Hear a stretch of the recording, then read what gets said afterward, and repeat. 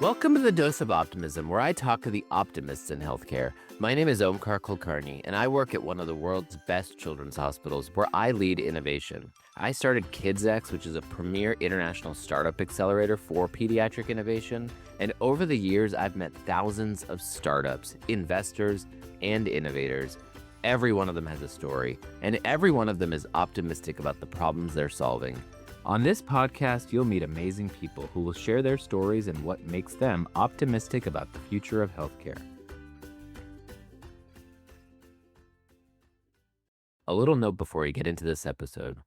This podcast is for informational purposes only. We are not offering medical advice, and we're not endorsing any products. Please talk to your own physician about your health or the health of your children.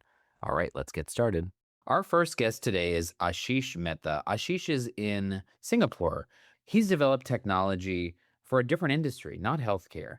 But he realized after talking to people at the hospital in Singapore that nurses and staff in healthcare systems could really benefit from the invention that he created.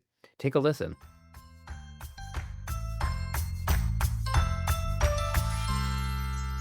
In Singapore, we actually joined a healthcare program here. It's part of Sing Health. And so Sing Health linked us up with many hospitals. And we just got a lot of feedback from hospitals from different departments. Actually, it's not just nurses. We actually have a project right now we're running for women during pregnancy and back pain. So being able to identify core problems core movements or postures that cause back pain, but also at the same time, how to mitigate that as well using behavioral change. Post-back surgery recovery. So being able to actually figure out ways to understand a bit more about the type of movements a person is doing after surgery and be able to see how they can restrict the movements so that there won't be any resurgery down the road. So preventing resurgery, that's one aspect. And then, of course, the nurses came about a bit later on where I think it was Woodlands General Hospital and also Sengkang General Hospital, where the nurses wanted to be able to see how they can actually improve that posture down the road. And we decided to work with them due to the two deployments. But it's all early stages. So far, the feedback's been fantastic. The nurses are super excited about it, but there's a lot of feedback in terms of being able to also add a lot more features. So we're going to look into that now and see how we can help further. What kinds of features are the nurses saying that they're looking for? More behavioral type of vibrational feedback. Like right now we develop very specific high risk postures, but they're looking for even postures like twisting, left and right, backward movements, backward bending. And so there's a lot of things that I believe nurses are a lot more conscious than a lot of other people. There's one to monitor a lot more information than any other industry that we know so far, which is exciting for us because the awareness is there already. But of course, now just want to be able to implement more features so that they can have a deeper dive in terms of how their body actually is moving. Would you see an application perhaps with patients? Yeah, definitely. I think there's been a lot of requests from more like a consumer perspective, like patients with back issues. We just not quite got there yet, mainly because of the maturity of the product when it comes to individual applications on phones. So there's two things that we're trying to achieve with that. One is have a product that's a bit more consumer friendly. So that's going to be a bit on the hardware, but mostly on the phone and the app, and being able to reduce any teething issues when it comes to usability. So when it comes to consumers, the bar for usability is a lot higher. So we need to get there. The initial stage of B2B is helping us improve that quite a bit, which is nice. We've already started developing apps as well for individuals because like the particular project that we're doing with NUH for pregnant women, essentially with that, it's basically a consumer angle because each individual lady, we actually taking the Backy home. So they need to have a phone app and they need to have a dock to be able to charge it and all these aspects, which is a bit different for the consumer side, which we are learning and we're getting there. So that would be the next stage, consumer side, but then it might be chronic side. And also at the same time, we might also look into performance. So in the gym or sports. Aashish, thank you so much for joining us. And now a thank you to our generous sponsors. Healthcare doesn't need more disconnected AI tools. It needs one clinical AI layer clinicians can trust and that health systems can scale. Nabla brings together ambient documentation, dictation, coding, and workflow support into one seamless experience. Learn more at nabla.com.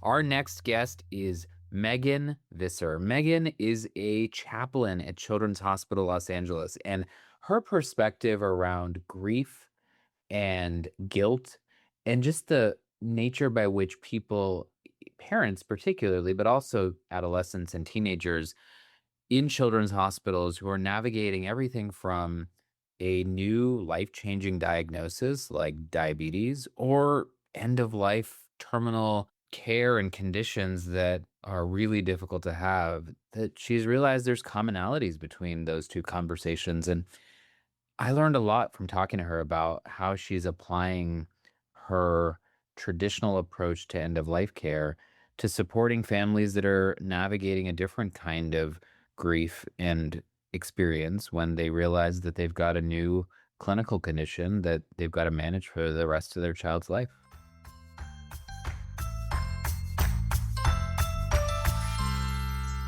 My name's Megan Visser. I am a professional hospital chaplain and as well as a sociologist, and right now working as a postdoctoral research fellow at the Saban Research Institute.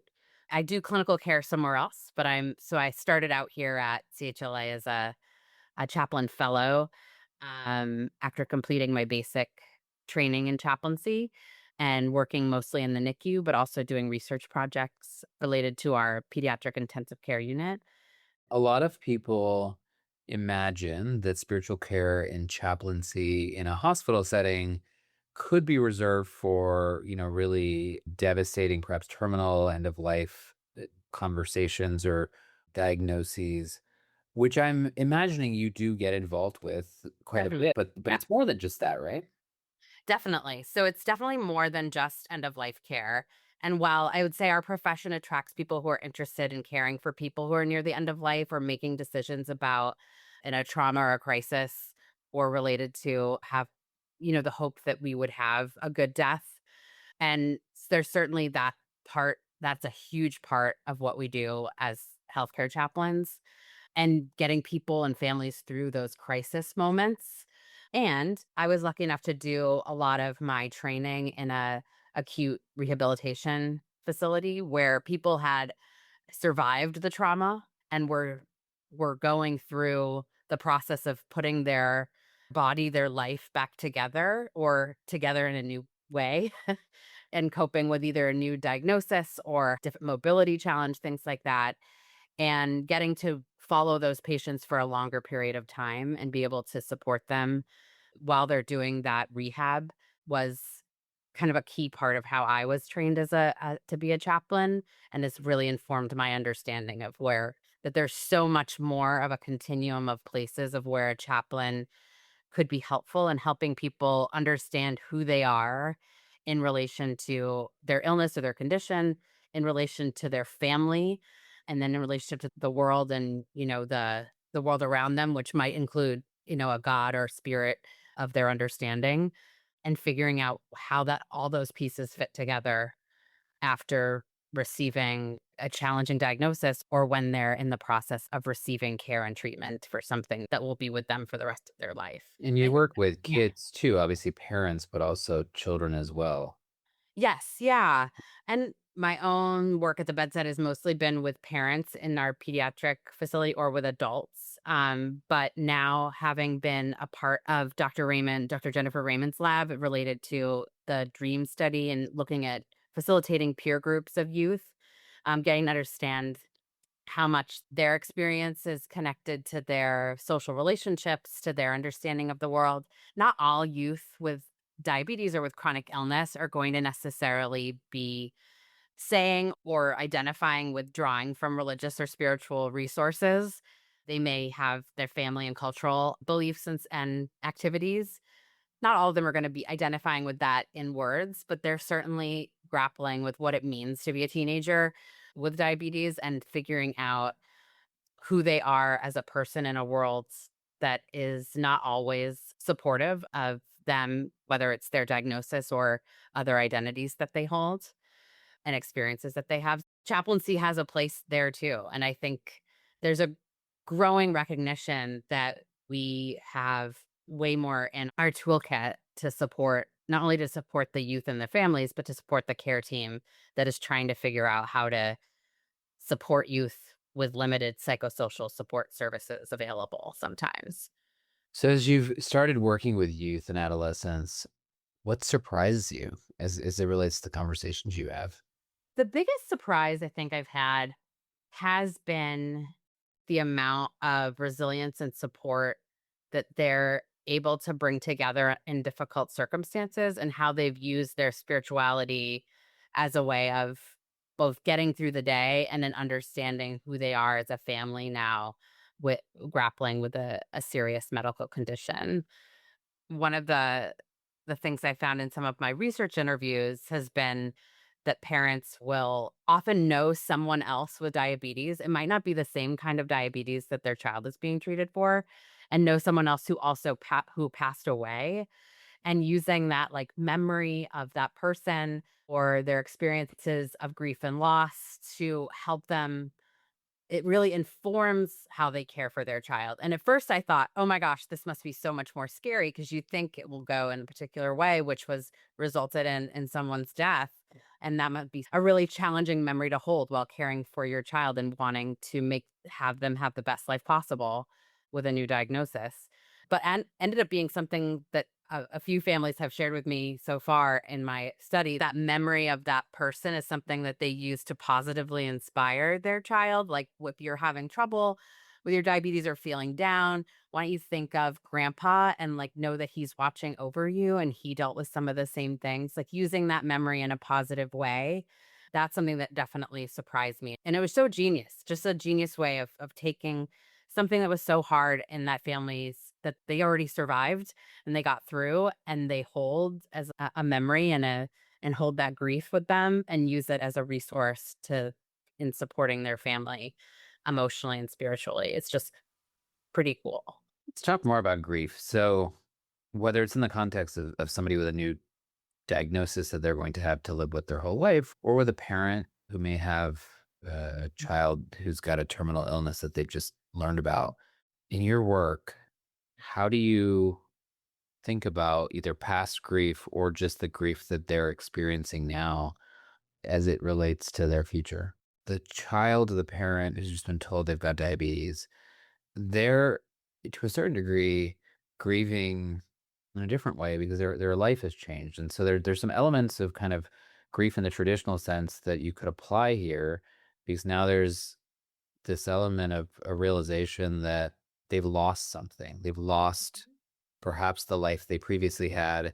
They've got a new one. And I imagine you've got to navigate that a little bit. Similar to, of course, the parent who's been told their child, has a terrible terminal illness. And that's an obviously different form of grief. But curious if there's similarities between the two, or things that, as a chaplain, you can bring from the knowledge of how you help a family dealing with end of life grief, and how you can use some of those same tools with families that are dealing with a new condition. It's a great question. I think, the first step is, of course, is creating that conversational space for that conversation, which is definitely an access issue we're facing now, and that it happens in outpatient settings. There's a perceived barrier to being able to call the chaplain, or you might not think, or you also, I think clinicians, we often feel like it has to be all of us, or we have to do it all ourselves. So there's that piece first that I think is important, that I think having how you're going to create that conversational space with a family to be able to discuss grief. But I think once you're able to do that, being able to kind of center the person's life narrative and figure out with them, like, what are those emotional and spiritual needs that are happening? And if grief is one of them, being able to name that has, I think, tremendous power of just them realizing that they are grieving something can unlock new coping resources, because most often those families have dealt with some form of grief before and gotten through it, and have skills and support systems to rely on when it comes to grief. Maybe that's a religious or spiritual community. Maybe that's a family member. Maybe that it's a cultural tradition. But being able to just have a space where they can name that with their care team can be incredibly powerful. It would be hard to sum up the different ways that it shows up because I think it really is so personal and different for everyone. But I do think there's a difference between the grief about like right now, everything is going to change and they're digesting so much information in the case of diabetes through like diabetes education being such a big piece of that diagnosis experience. And then there's the grief that happens later that might feel a little more ambiguous or hard to pin down. And that's where I think ongoing support for caregivers, for parents is a really big piece of that we need more of to be able to have create that space for them later to be able to name some of that. And then there's the anticipatory, I think, grief. I know that at some point this illness may get more difficult or my child may face other barriers to um, having the activity levels they wanted to live, being able to manage their diabetes to do the things that they really want to do, that there might be other hurdles and sort of pre-grieving those challenges or those things not lining up with what they imagined. And then, of course, there's the fear of loss. So there's some anticipatory grief of like that there might be, or I guess it would be more like preparational grief of like, I need to prepare myself for the fact that I could lose my child if their diabetes was due to this illness, and with so much management being on the child and their family. But I feel like this doesn't happen all the time, right? Whether it's anticipatory grief or just navigating the process of the changes in your life. And I feel like the services you provide could, if we had a way to get them available to everybody, there'd be so much more benefit. Oh, I completely agree. I think that's why I'm so I mean, I'm a sociologist, but I'm also just in general attracted to research and innovation because I want to be able to figure out ways we can do that. As much as I would love to have a chaplain available all the time, not only in the outpatient clinic when people have their visits or are there for a day of testing and visits and education sessions, but like to be available on call for them. I love that if that were possible.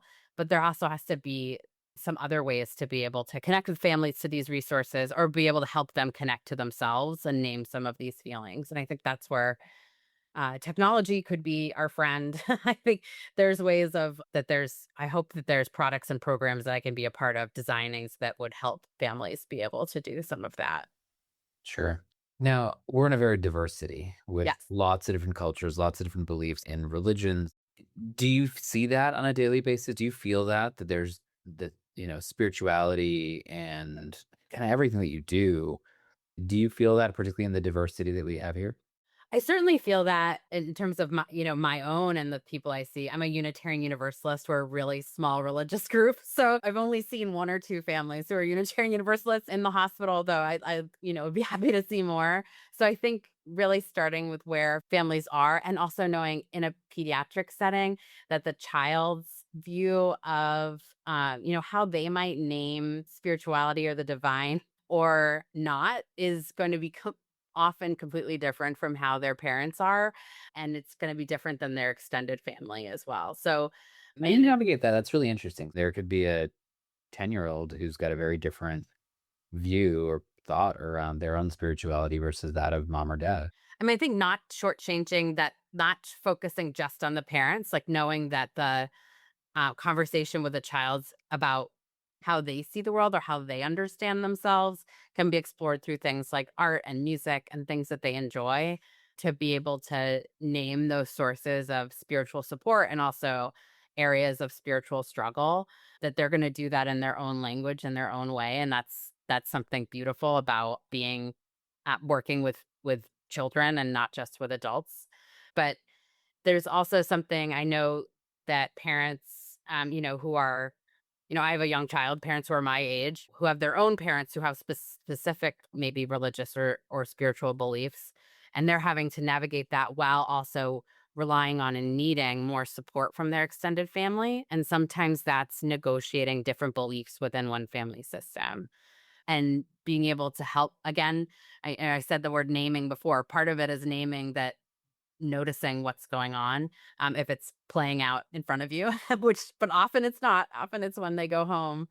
But asking people, what would it be like to share with your mom who's living with you and your child, some of the feelings you're having about this diagnosis? I've had parents share with me that they've had a relative who feels that if they pray more, that maybe the diabetes, for instance, would go away. And I've spoken to parents who acknowledge their own parents' belief, but who know that continuing that conversation and advocating for their child's needs, and wanting to do all the things that the care team suggests, but also maintain their relationship across generations and the support is can be a source of spiritual struggle for those parents of children with diabetes, but also a source of empowerment because they're able to really use the knowledge they've built from receiving care for their child at CHLA and then be able to share with their parent all the things that they've learned.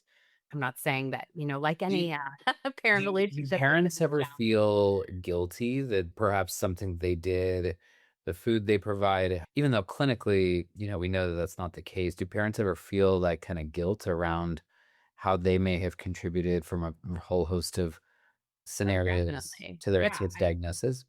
There's so many rooms across conditions, across diseases, across floors that I've been in where families have named, well, if I'd only done this or not done this, that I wouldn't have caused this, and now it's irreversible.